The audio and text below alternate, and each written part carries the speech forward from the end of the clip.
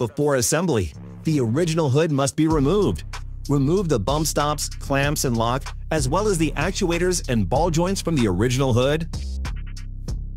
Prepare the screws and anti-rotation adhesive. We recommend working with 2 people. Turn the carbon fiber hood upside down. Screw the bump stops, clamps, and lock removed from the original hood into the appropriate locations. Do not over-tighten the clamps, as they will require precise positioning later in the assembly process.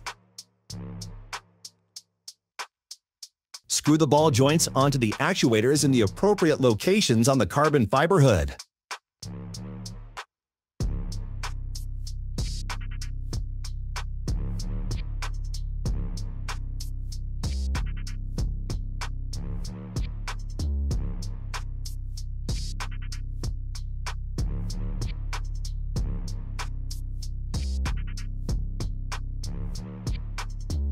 Install the hood support actuators onto the ball joints. Next, position the hinged hood so that the distance between the hood and the bodywork is the same on each side and the hood rests evenly on the hinges. Once the carbon hood is positioned correctly, tighten the clamps and all the hood mounting screws.